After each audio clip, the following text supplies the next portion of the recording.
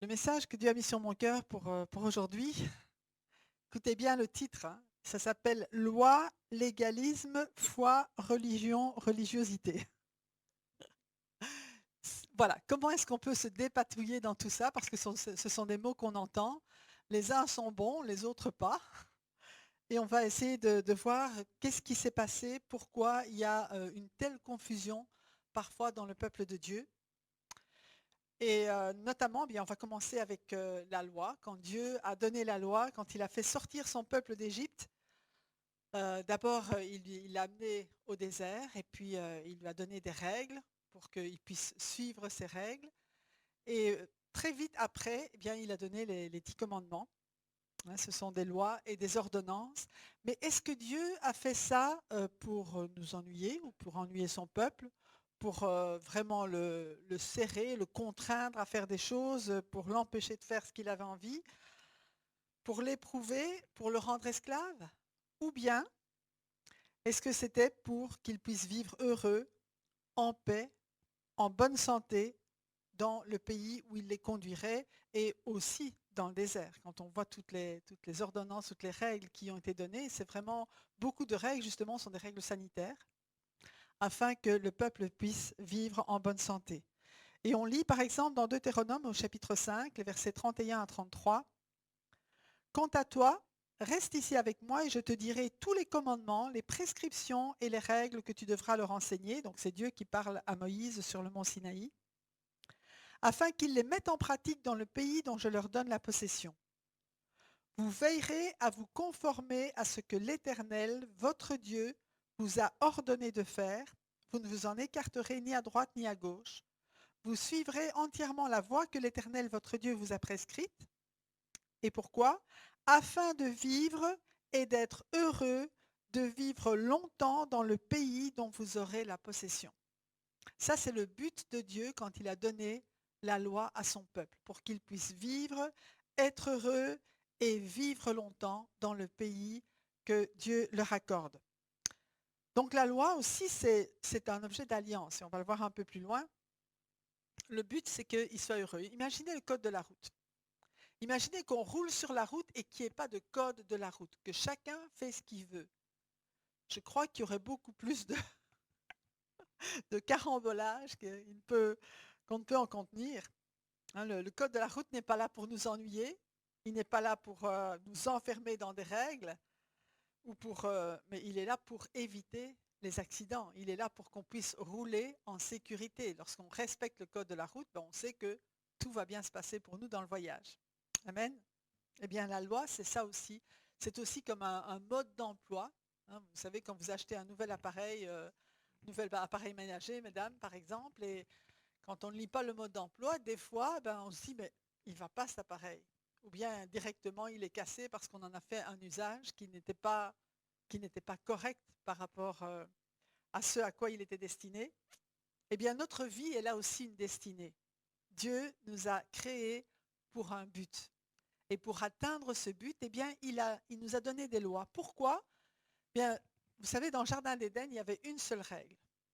Tu pourras manger tout, tu te multiplies, tu vas partout sur la terre, tout est à toi, tu as autorité, tu cultives le jardin, tu peux tout manger, sauf un arbre, le fruit d'un arbre. Et cette seule règle-là, Adam l'a transgressée sur, bien sûr, les conseils avisés et rusés d'un ennemi qui s'appelle le diable. D'accord? Ça, tout le monde sait ça. Et à cause de ce péché qui est entré dans l'homme, Dieu a dû lui donner des lois parce qu'il n'allait plus selon le cœur de Dieu. D'accord? Mais le but, comme je vous l'ai dit, ce n'était pas d'opprimer les hommes. D'ailleurs, dans Exode 34, 27, l'Éternel dit à Moïse, écris ces paroles, car c'est conformément à ces paroles que je traite alliance avec toi et avec Israël. Donc la loi, c'est une alliance et on appelle souvent la première alliance. Vous savez, dans la Bible, on a l'Ancien Testament, le Nouveau Testament. On peut aussi traduire par l'ancienne alliance ou bien la première alliance et la deuxième alliance, cette alliance qu'on vient de célébrer avec la Sainte Seine que Jésus a faite à travers son sang. Mais là, il y avait déjà cette alliance entre Dieu et son peuple et c'était déjà une relation d'amour. On voit dans Ésaïe 54, 5, en effet, ton époux, c'est celui qui t'a faite.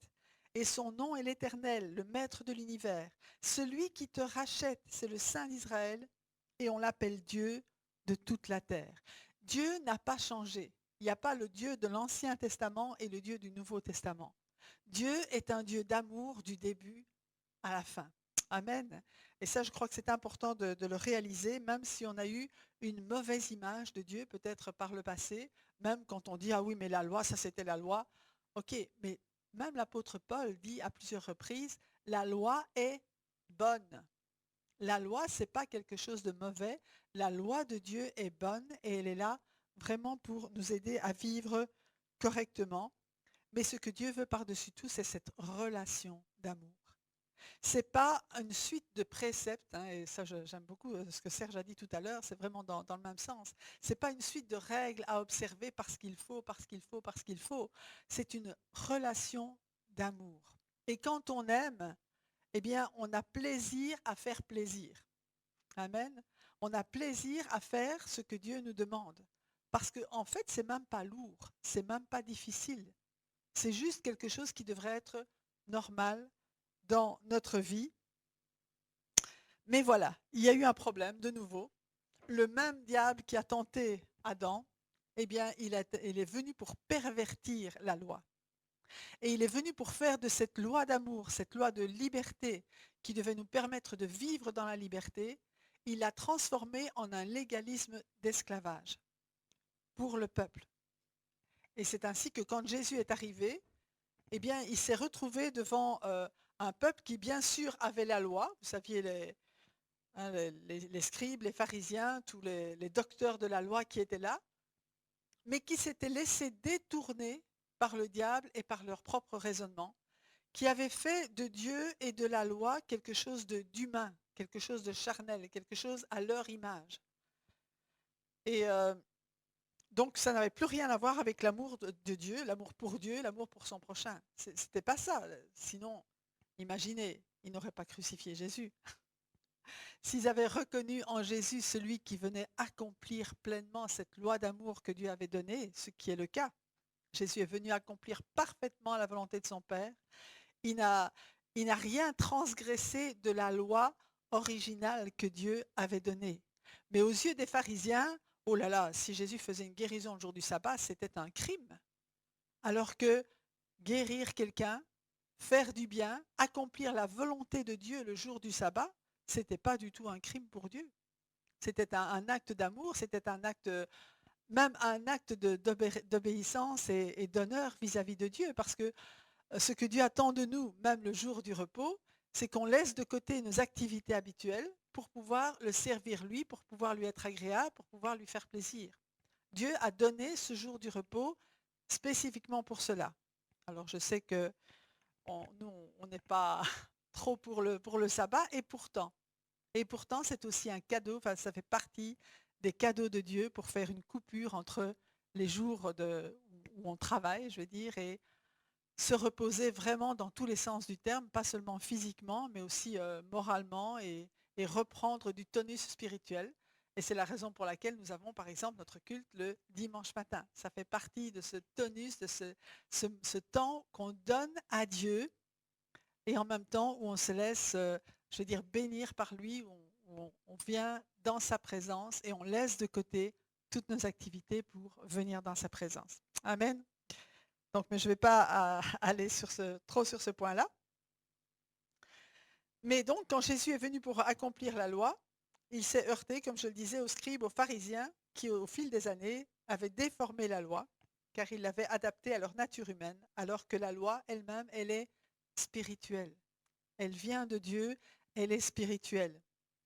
Et c'est ce que Paul dit dans Romains chapitre 7 au verset 14. Il dit « Nous savons que la loi est spirituelle. Elle est divinement inspirée et provient du domaine spirituel. Mais moi, dit Paul, je suis dans un corps de chair. » Amen. Mais la loi n'est pas de notre domaine. Nous n'avons pas nous-mêmes à fabriquer une loi à notre mesure.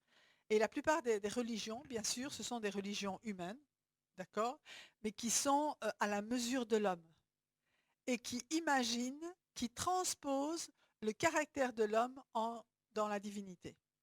Ça n'a rien à voir avec le vrai Dieu. Bien sûr, nous sommes créés à l'image de Dieu, mais cette image a été déformée par le péché, donc nous ne pouvons plus dire que Dieu est comme nous aujourd'hui. Mais Dieu désire toujours, c'est pourquoi il va venir avec son esprit pour nous retransformer lui-même à son image. Et ça, c'est un acte spirituel de la part de Dieu. Amen. C'est vraiment quelque chose de divin, je veux dire de miraculeux, quand Dieu nous transforme pour que nous ressemblions toujours davantage à Jésus. Amen. Donc ce qui devait libérer les hommes et les rendre heureux est devenu une prison avec des règles qui sont complètement désincarnées. Et bon, on parlait tout à l'heure du sabbat que Dieu avait donné à l'homme pour qu'il vive chaque semaine une journée de repos. Eh bien, il a été augmenté de centaines d'interdits. Est-ce que vous savez qu'on ne peut même pas appuyer sur un interrupteur pour allumer la lumière le jour du sabbat? Il faut allumer toutes les lumières la veille avant que le sabbat commence pour qu'on soit sûr qu'on ne devra pas le faire. Si vous allez en Israël, que vous montez dans l'ascenseur, il va s'arrêter à tous les étages systématiquement pour monter et pour descendre. Comme ça, vous n'avez pas appuyé sur le bouton. Donc, il y a quand même, on va le dire, un peu d'exagération qui n'est pas dans la Bible, d'accord? Mais l'homme se donne des tas de règles parce que c'est confortable. C'est confortable de dire, eh bien, on va suivre ces rites-là, parce que c'est pareil aussi dans la religion, je veux dire, certaines religions chrétiennes. Je dis certaines, mais en fait, il n'y a personne qui est exempté. Hein. On va voir ça après. Mais de savoir que je veux dire, il y a tellement de rites. Eh bien, si tu respectes ces rites-là, ça va. Tu es d'accord. Tu es dans les bonnes voies, dans les grâces de Dieu, hein, d'accord? Parce que tu fais tout ce qu'on t'a demandé de faire. Mais ce n'est pas exactement ça, et c'est même pas du tout ça que cela veut dire. Donc, je ne vais pas prendre trop d'exemples, mais il y en a tellement dans la parole de Dieu, donc où Jésus s'est retrouvé là, en train de guérir quelqu'un. Et par exemple, dans chapitre 3 de Marc, chapitre 3, les versets 1 à 6, Jésus entra de nouveau dans la synagogue. Il s'y trouvait un homme qui avait la main paralysée. Ils observaient Jésus pour voir s'il le guérirait le jour du sabbat. Donc, voyez jusqu'où va ce légalisme. C'est pas seulement tu peux pas, mais on va vraiment voir là. Parce que ce qu'on veut, c'est accuser. Et le légalisme amène au jugement. Nous devenons juges des autres parce qu'on va scruter ce que chacun fait pour dire ah là ce que tu fais c'est pas bien, là c'est pas bon, là tu peux pas faire ça. Et Dieu ne nous a pas établis pour ça. Amen. Même si on peut dire à certains moments oui je suis gardien de mon frère, si je vois quelqu'un qui commet un péché réellement là, d'accord que c'est important de prier beaucoup avant de l'avertir, mais prier beaucoup d'abord. Et puis appeler la grâce de Dieu sur sa vie. Mais ici, c'est vraiment scruter. Combien de fois j'ai pas entendu les gens me dire, mais est-ce que c'est normal qu'un chrétien il fait ceci, il fait cela? C'est vraiment, je regarde ce que l'autre fait pour le prendre en défaut. Et le légalisme, il produit ça dans les cœurs. Et ça montre vraiment aussi que son origine, elle est diabolique. Si vous en êtes arrivé là, repentez-vous parce que ce n'est pas juste devant Dieu. Ça n'a rien à voir avec l'amour de Dieu pour nous. Amen. Et d'ailleurs, ce que Jésus a dit aux pharisiens, les pharisiens qui étaient ceux qui respectaient le plus la loi, d'accord? Paul, quand il se vante d'être pharisien, il dit, mais moi je respectais la loi à la lettre. Et pourtant, en respectant la loi à la lettre, il a mis en prison, il a persécuté, il a tué plein de gens qui croyaient en Jésus. Donc, ce n'est pas une sécurité de suivre la loi à la lettre. Et Jésus leur dit justement, si Dieu était votre Père, vous m'aimeriez. Dans Jean chapitre 8, versets 42 à 44. Si Dieu était votre Père, vous m'aimeriez, car c'est de Dieu que je suis sorti, et c'est de sa part que je viens. Je ne suis pas venu de moi-même, mais c'est au contraire lui qui m'a envoyé. Pourquoi ne comprenez-vous pas mon langage? Parce que vous ne pouvez pas écouter ma parole. Vous avez pour père le diable, et vous voulez accomplir les désirs de votre père. Il a été meurtrier dès le commencement, et il ne s'est pas tenu dans la vérité, parce qu'il n'y a pas de vérité en lui. Lorsqu'il profère le mensonge, il parle de son propre fond, car il est menteur et le père du mensonge. Donc vous voyez, ici, Jésus dénote la source de ce légalisme. Amen. La source qui, en fait, le diable, non seulement il a infiltré ce légalisme, mais en plus, il a aveuglé les yeux des pharisiens pour qu'ils ne voient pas briller la splendeur de l'évangile, pour qu'ils ne comprennent pas cet amour de Dieu. Tout est devenu tac, tac, tu peux pas, tu peux, tu peux pas, tu peux, tu peux pas. Et on dira, mais ça, c'est les pharisiens. Ouais, ouais, non. Dans Matthieu chapitre 15, versets 1 à 9, je continue, puis on ira un peu plus loin. Alors des pharisiens et des spécialistes de la loi vinrent de Jérusalem trouver Jésus et dire, pourquoi tes disciples transgressent-ils la tradition des anciens? En effet, ils ne se lavent pas les mains quand ils prennent leur repas. Et il leur répondit, et vous, pourquoi transgressez-vous le commandement de Dieu au profit de votre tradition? Waouh! Vous transgressez le commandement de Dieu au profit de votre tradition, au profit de peut-être tous les commentaires qu'on a entendus sur la parole de Dieu et qui sont venus mettre des interdits sur interdits sur interdits. En effet, Dieu a dit, honore ton père et ta mère, c'est un exemple qu'il donne. Et il a dit aussi, celui qui maudira son père ou sa mère sera puni de mort. Mais d'après vous, celui qui dira à son père ou à sa mère, ce dont j'aurais pu t'assister est une offrande à Dieu, n'est pas tenu d'honorer son père ou sa mère. Vous annulez ainsi la parole de Dieu au profit de votre tradition. Hypocrite, Ésaïe a bien prophétisé sur vous quand il a dit, ce peuple prétend s'approcher de moi et m'honore des lèvres, mais son cœur est éloigné de moi. C'est faussement qu'il m'honore en donnant des enseignements qui sont des commandements humains. Donc là, c'est vraiment clair. Jésus parle clairement aux pharisiens et aux spécialistes de la loi en disant, mais ce que vous enseignez, ce n'est pas ce que Dieu dit. C'est en tout cas pas dans l'esprit de ce que Dieu a dit dans sa parole. Ce sont des enseignements humains, ce sont des traditions humaines qui vous arrangent bien. Et Paul dira que dans les derniers temps, on se donnera une foule de docteurs qui vont dire les choses qui nous plaisent parce qu'on ne pourra plus écouter, entendre la parole de Dieu. Donc les traditions humaines sont humaines. Elles sont vraiment de source charnelle. Ce sont des pratiques, des rites qui procurent à l'homme de la fierté. Waouh! On fait quelque chose pour Dieu. My, my.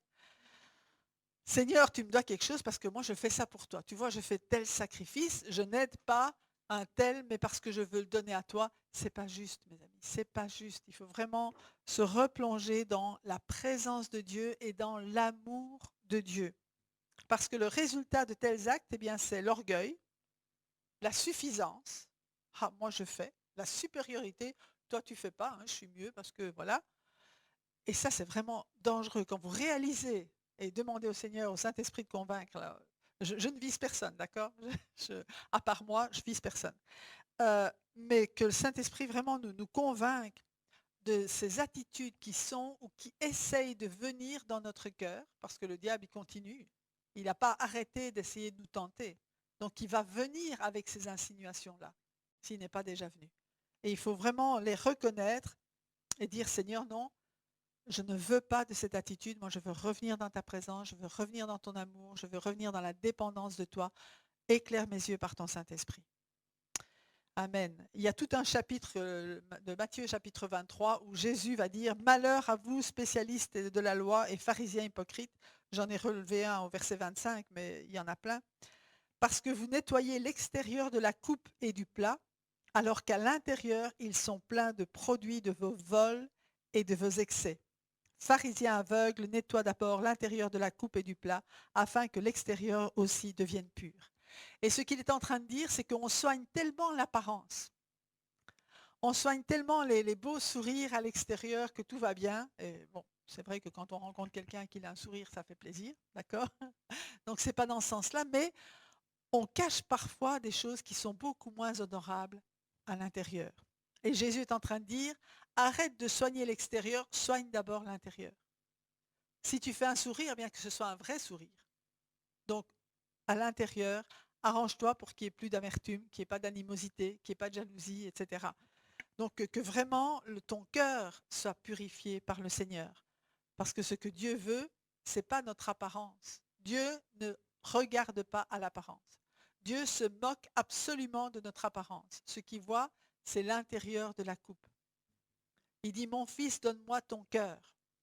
Peu importe les vêtements qu'on porte, peu importe maquillage, pas maquillage, cheveux longs, pas cheveux longs, pantalon, pas pantalon, ça n'a strictement aucune importance aux yeux de Dieu.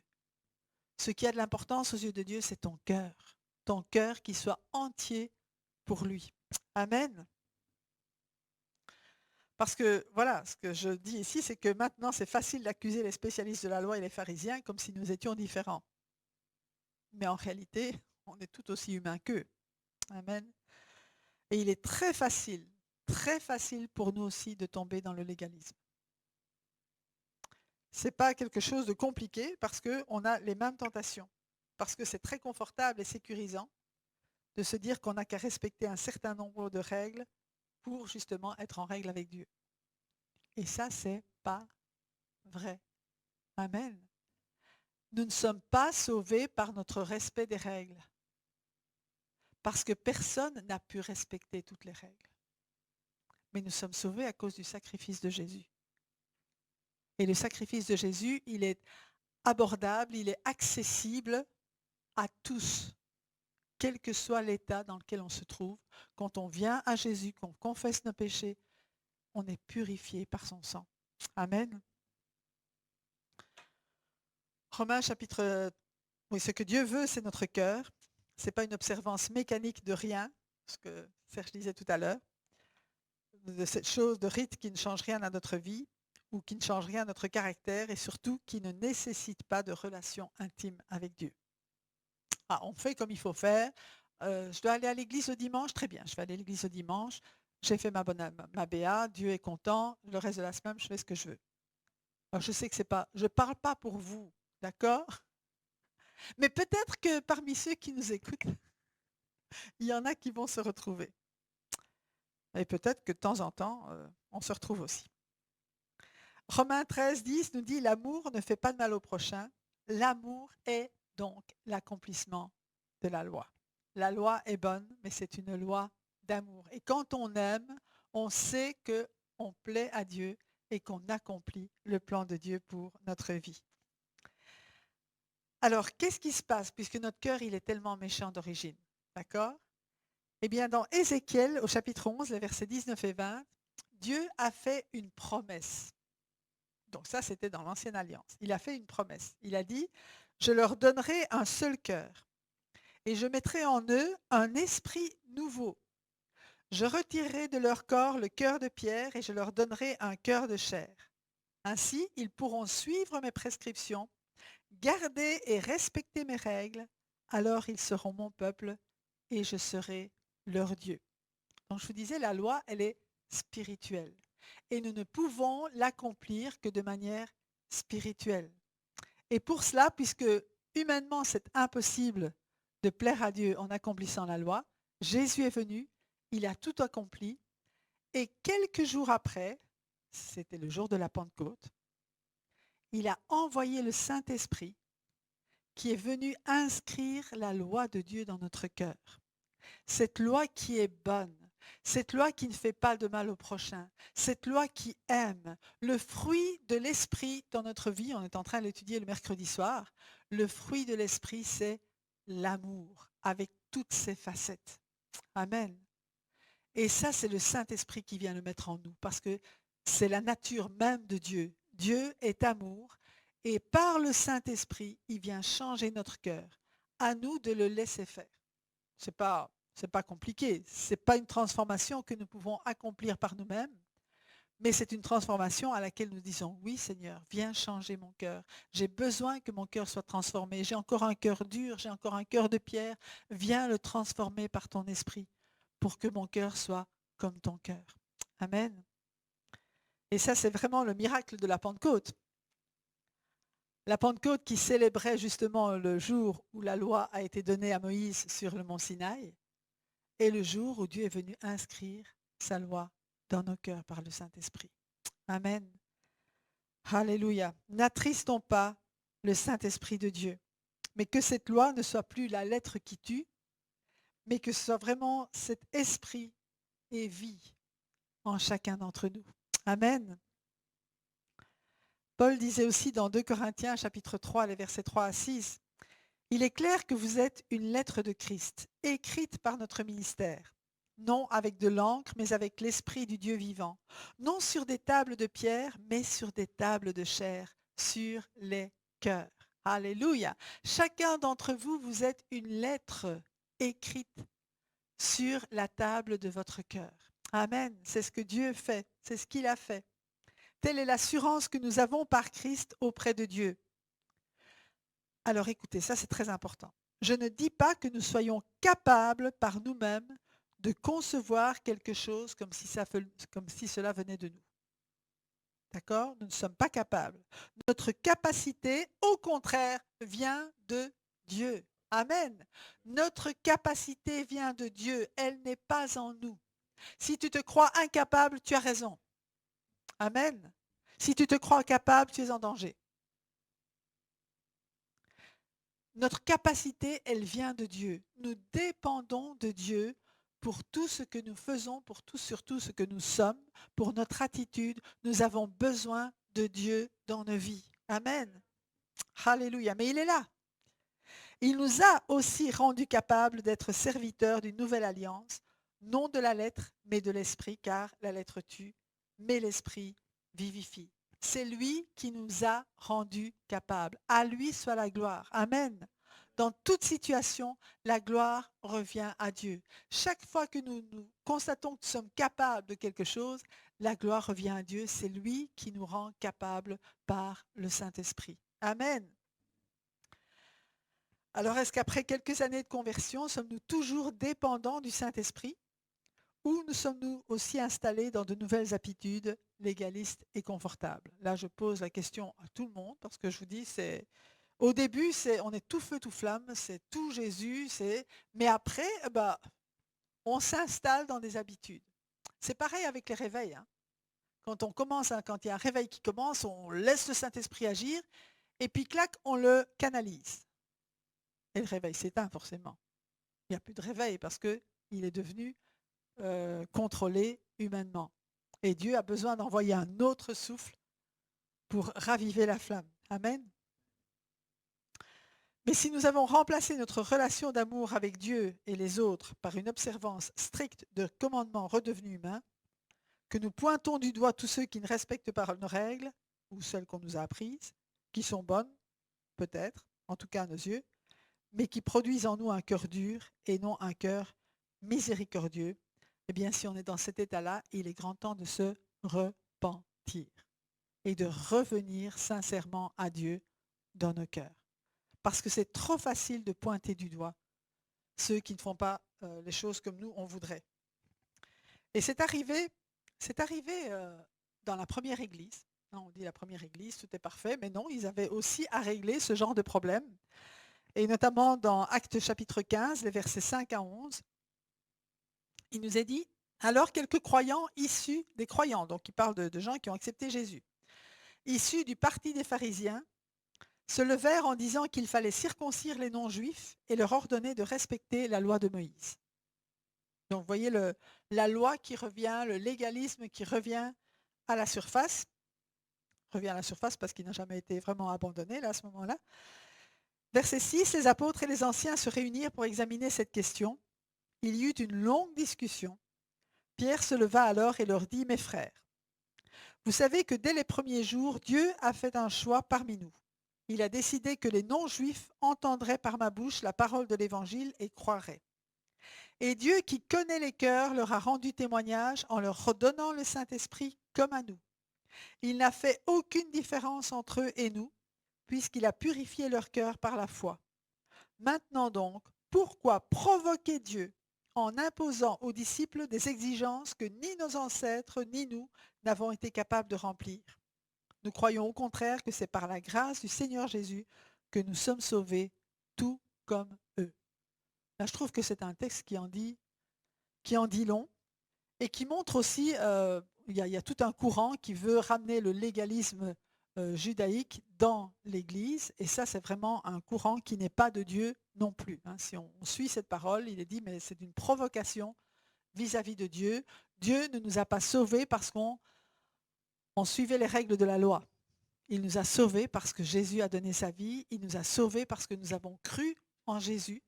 Et c'est par la foi que nous devons continuer notre marche et pas autrement, pas en croyant que par nos observances à certains commandements, eh bien c'est ça qui nous donne le salut. Le salut, il vient de la foi en Jésus-Christ et rien d'autre. Amen. Nous savons et nous disons que le salut s'obtient par la foi et non par les œuvres. Donc c'est ce qu'on enseigne, c'est ce que nous croyons. Amen. Et on va relire ce passage dans Éphésiens chapitre 2, les versets 4 à 10. Mais Dieu est riche en compassion. Et je souligne le mot compassion. Ça, c'est le caractère, c'est la nature de Dieu. Et c'est cette nature-là qu'il vient mettre aussi en nous par son esprit. À cause du grand amour dont il nous a aimés, nous qui étions morts en raison de nos fautes, il nous a rendus à la vie avec Christ. C'est par grâce que vous êtes sauvés. Il nous a ressuscités et fait asseoir avec lui dans les lieux célestes en Jésus-Christ. Il a fait cela afin de montrer dans les temps à venir l'infinie richesse de sa grâce par la bonté qu'il a manifestée envers nous en Jésus-Christ. Je rappelle que dans le mot grâce, il y a le mot gratuit, il y a le mot cadeau, il y a le mot don. Amen. Donc chaque fois qu'on parle de grâce, on parle de cadeau, quelque chose qu'on n'a pas mérité. Amen. Verset 8. En effet, c'est par la grâce que vous êtes sauvés par le moyen de la foi, et cela ne vient pas de vous, c'est le don de Dieu.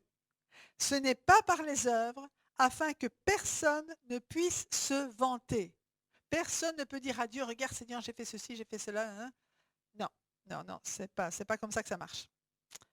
Donc, si vous vous retrouvez un jour devant le Seigneur, quand vous aurez passé le pas, n'allez pas lui dire, Seigneur, regarde tout ce que j'ai fait pour toi. C'est pas ça qui va vous donner le laisser-passer. D'accord? Ne lui dites pas non plus, j'ai jamais fait de mal à personne. Ça ne vous donne pas le laisser-passer non plus, même si c'est bien. D'accord? C'est pas mauvais, mais c'est pas ça le laisser-passer. Le seul laisser-passer pour entrer au ciel, c'est la foi dans l'œuvre parfaite de Jésus-Christ pour que nos péchés soient entièrement pardonnés, pour que nous soyons purifiés, que nous soyons réconciliés avec le Père. Amen. En réalité, c'est lui, c'est Dieu qui nous a fait. Nous avons été créés en Jésus-Christ, on parle de la nouvelle naissance, pour des œuvres bonnes que Dieu a préparées d'avance afin que nous les pratiquions. Donc c'est clair que quand nous sommes sauvés, on ne va pas rester à rien faire. Hein. Il n'est pas question de s'asseoir sur une chaise tout le temps et de dire Seigneur, reviens, je t'attends. C'est pas ça. Okay? On n'est pas sauvé pour juste dire ah ben c'est par la foi, je crois en Jésus, donc maintenant je ne fais plus rien. Non, non, non, non. Dieu nous a créés aussi et il nous a sauvés et il nous laisse sur la terre. Hein. Parfois, il y a des personnes qui sont sauvées puis qui meurent tout de suite après. OK, là, il n'y a pas de problème. Mais nous qui sommes sur la terre, Dieu a préparé pour chacun d'entre nous des bonnes œuvres afin que nous les pratiquions. Mais c'est lui qui les a préparées et c'est par lui que nous allons les accomplir. Amen. Et il va nous en rendre capables et vraiment, l'important, c'est là aussi de réjouir son cœur et de savoir que quand il revient, il nous trouvera en train de faire ce qu'il nous a demandé de faire. D'accord? Pas en train d'être assis dans un fauteuil en disant « Viens vite Seigneur Jésus ». OK? On est d'accord avec ça tout le monde? Parce que le fait est que le même diable qui a séduit les pharisiens, il a séduit aussi le cœur de bien des chrétiens pour qu'ils mettent leur confiance dans leur propre mérite. Si je vous dis ça, c'est parce que par le passé, on a vu beaucoup de chrétiens qui sont rentrés dans cette forme de légalisme, non pas le légalisme judaïque, mais le légalisme, tu dois faire ceci, tu ne peux pas faire cela. Et on a beaucoup parmi nous qui sommes dans des foyers chrétiens, avons vécu, je vais dire, ces temps où la foi ou la religion ou la religiosité était plutôt dominante. Et c'était toute une série d'interdits. Hein. J'ai connu des jeunes qui sont moins jeunes aujourd'hui, mais qui dans leur vie, c'était tu ne peux pas faire cela, tu ne peux pas t'habiller comme ça. Et c'était la façon que les gens avaient dite pour honorer Dieu, mais ça n'avait rien d'honorable parce que beaucoup se retrouvent dehors, ont abandonné toute espèce de foi à cause de ce genre d'interdiction. Et aussi, à cause de cela, il y a beaucoup de gens qui veulent bien, ah oui, moi je veux bien, d'accord, je veux bien croire en Dieu, mais je ne veux plus aller à l'église parce qu'il y a eu tellement de brimades de ce côté-là qu'ils ne veulent plus en entendre parler. Ok. Et ça n'avait rien de divin. On est d'accord? Donc j'ai insisté sur le fait qu'on n'avait rien mérité. Et Jésus donne même un autre passage dans Luc chapitre 17. Si l'un de vous a un esclave qui laboure ou garde les troupeaux, lui dira-t-il à son retour des champs, viens tout de suite te mettre à table? Ne lui dira-t-il pas au contraire, prépare-moi à souper, ajuste ta tenue pour me servir jusqu'à ce que j'ai mangé et bu? Après cela, toi tu mangeras et tu boiras. A-t-il de la reconnaissance envers cet esclave parce qu'il a fait ce qui lui était ordonné? Je ne pense pas. Vous de même, quand vous avez fait tout ce qui vous a été ordonné, dites, nous sommes des serviteurs inutiles, nous avons fait ce que nous devions faire. Alors le mot inutile peut aussi être traduit par sans mérite particulier, mais le mot utilisé dans la parole de Dieu, ça veut vraiment dire inutile. Moi, j'ai envie de changer, mais non, c'est vraiment ça qui est écrit. Pourquoi? Parce que Dieu nous a appelés et il nous a donné, comme je vous disais, des capacités pour faire certaines choses. Et en fait, l'apôtre Paul disait, mais c'est l'amour de Christ qui me presse pour évangéliser, malheur à moi si j'évangélise pas. Quand Jésus vient changer notre cœur, il met dans notre cœur comme une pression pour faire certaines choses. Et on sait que quelque part, si on résiste à cela, on sera bien plus malheureux que si on obéit. Ça vous est arrivé ça? Dieu nous demande quelque chose, toi tu n'as pas envie, tu ne le fais pas, mais ça tourne pas rond à l'intérieur. Ça ne tourne comme il faut que quand tu obéis au Seigneur. D'accord? C'est parce que le Saint-Esprit en nous nous pousse à faire ces choses. Ce n'est pas notre capacité, c'est même pas à ce moment-là notre véritable désir, c'est vraiment le Saint-Esprit qui nous pousse. On n'a aucun mérite, mais on est tellement heureux de l'avoir fait. Amen. On est tellement heureux que le Seigneur ait pu nous utiliser dans telle ou telle situation. Par exemple, si on annonce l'Évangile et qu'on voit quelqu'un qui donne son cœur au Seigneur, il n'y a aucune joie qui peut surpasser celle-là. Ça n'existe pas. Donc, voilà, tout ça pour vous dire que Dieu est bon et qu'il met des choses dans notre cœur, mais faisons très attention à notre orgueil, parce qu'on a toujours envie de dire qu'on mérite quelque chose. Ça, c'est une tentation qui est permanente, parce que le diable est encore là, il a tenté par l'orgueil et il continue avec ça. Donc on a besoin à chaque fois de revenir au Seigneur en disant, c'est pas moi, c'est toi, et toute la gloire revient à Dieu. Amen.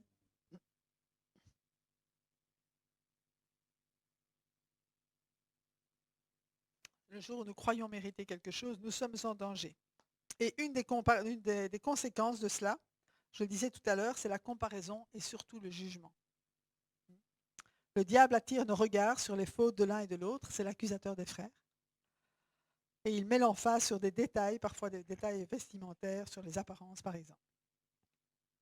Le jour où nous croyons, pas seulement que nous devons mériter, mais que les autres doivent mériter leur salut, d'une manière ou d'une autre, et où on met une condamnation, ou qui doivent mériter pour recevoir de Dieu, nous sommes là dans la même position que les spécialistes de la loi et les pharisiens, à qui Jésus a dit, malheur à vous, spécialistes de la loi et pharisiens hypocrites, parce que vous fermez aux hommes l'accès au royaume des cieux, vous n'y entrez pas vous-même et vous ne laissez pas entrer ceux qui le voudraient.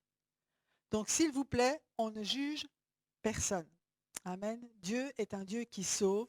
Le sang de Jésus a coulé pour que tous les hommes et femmes, enfants, vieillards, soient sauvés et parviennent à la connaissance de la vérité. Personne n'est meilleur ni pire que nous. D'accord? Il y a des circonstances qui ont été différentes, mais personne n'est meilleur ni pire. Personne ne mérite plus ou moins le salut que nous ne l'avons mérité. Et là, je crois que c'est vraiment très important de le signaler. Et pourquoi je parle de ça? Eh bien, parce que, comme je vous disais par le passé, trop de chrétiens nouvellement convertis ont été refroidis par des chrétiens de longue date qui avaient mis de côté la grâce ou à qui elle n'avait peut-être pas été enseignée. Et c'est probablement une des raisons pour lesquelles on trouve autant de croyants en dehors des églises aujourd'hui. C'est une des raisons. C'est sûrement pas la seule, mais c'est au moins une de ces raisons-là. Et nous savons et nous croyons et nous prions qu'il y a une grande moisson qui vient. Amen. Nous croyons que cette église, quand elle va rouvrir, sera archi pleine. Amen. Alléluia. Et donc, c'est le temps où beaucoup de personnes vont saisir cette grâce de Dieu. Cette grâce que Dieu donne à travers Jésus et vont donner leur vie au Seigneur. Et nous tous, en tant qu'Église, vous qui me regardez, vous qui êtes ici, nous devons être prêts à les accueillir et pas à juger. Il y aura sûrement des gens de toutes formes, de toutes conditions, de toutes langues, de toute religion au départ, de toute forme vestimentaire, avec peut-être des apparences qu'on n'apprécie pas toujours, mais ce n'est pas notre job de leur dire quoi que ce soit par rapport à ça. C'est notre job de les aimer, de les accueillir dans la famille de Dieu, de les entourer, de les encourager dans leur foi naissante. J'insiste et je voudrais qu'on insiste à chaque fois parce que c'est tellement important de relire 1 Corinthiens 13 et de le mettre en pratique de façon journalière, de façon que ça devienne une partie intégrante de notre vie, de ne pas soupçonner le mal, d'aimer par-dessus tout, de couvrir les fautes, etc. Je crois que c'est vraiment, vraiment important qu'on soit une maison d'accueil réellement où les nouveaux chrétiens vont pouvoir grandir dans la foi. Amen. Sans être encombrés par des tas de règles qui n'ont rien à voir avec l'amour de Dieu. Donc c'est pourquoi nous-mêmes d'abord, pour pouvoir agir comme ça envers les autres, nous devons être affermis dans cette grâce imméritée dont nous continuons à bénéficier. Réaliser aussi chaque jour que cette grâce, je ne la mérite pas. Je veux insister aussi là-dessus. Parce que si je réalise que je ne la mérite pas, je ne vais pas demander à quelqu'un d'autre de la mériter. Amen.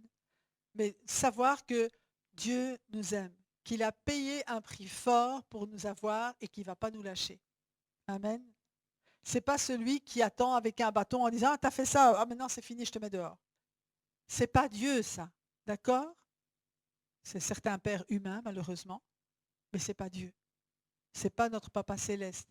Lui, il nous aime tellement que Jésus, il a donné sa vie pour nous alors que nous, on ne l'aimait pas. Amen. Il est mort pour des impies, il n'est pas mort pour des justes. Il est mort pour nous qui étions impies et il nous a donné sa justice. Il nous a revêtus gratuitement de sa justice. Galates 2, chapitre 2, verset 20 jusqu'au chapitre 3, verset 5. Voilà. On va lire ce que dit l'apôtre Paul. Il dit « J'ai été crucifié avec Christ. Ce n'est plus moi qui vis, c'est Christ qui vit en moi. Et ce que je vis maintenant dans mon corps, je le vis dans la foi au Fils de Dieu qui m'a aimé et qui s'est donné lui-même pour moi. » Ne doutons jamais de cet amour de Dieu. Jamais, jamais, jamais. Il n'y a rien que nous puissions faire qui puisse faire dire que Dieu ne nous aime plus. Ne doutons jamais de son amour, mais revenons à lui à cause de son amour. Je ne rejette pas la grâce de Dieu. En effet, si la justice s'obtient par la loi, alors Christ est mort pour rien. Et il dit Galates sans intelligence, qui vous a fasciné pour que vous n'obéissiez plus à la vérité? Vous, aux yeux de qui Jésus-Christ a été décrit comme crucifié. Voici seulement ce que je veux apprendre de vous. Et là, il pose des questions. Est-ce en pratiquant les œuvres de la loi que vous avez reçu l'Esprit ou en écoutant l'Évangile avec foi? Manquez-vous à ce point de bon sens? Après avoir commencé par l'Esprit, voulez-vous maintenant finir par vos propres forces? Avez-vous tant souffert pour rien, si du moins c'est pour rien? Celui qui vous accorde l'Esprit et qui accomplit des miracles parmi vous, le fait-il donc parce que vous pratiquez les œuvres de la loi ou parce que vous écoutez avec foi? Et là, Paul est en train de faire une démonstration en disant, mais la foi, c'est se baser sur qui est Dieu. C'est pas se fonder sur mes mérites. Amen. La foi, ce ne sont pas les interdits, mais c'est la marche par l'esprit. Je répète, la foi, ce ne sont pas les interdits, mais c'est la marche par l'esprit. Et nous savons que si nous marchons par l'esprit, l'esprit va nous conduire à faire des bonnes choses qui ne seront pas contraires à la loi, mais au contraire qui seront selon le cœur de Dieu. Amen. Le Saint-Esprit va toujours nous conduire à être ou à devenir ce que Dieu veut que nous soyons et à faire les bonnes œuvres qu'il a préparées lui-même pour nous, pour que nous les pratiquions avec lui. Car Jésus a dit, sans moi, vous ne pouvez rien faire.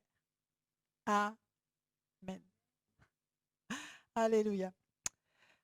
Amen. Seigneur, je veux te demander, vraiment, je veux te louer pour ce matin. Merci pour ta présence. Merci pour tout ce que tu as pu nous dire à travers tous les moments de ce culte.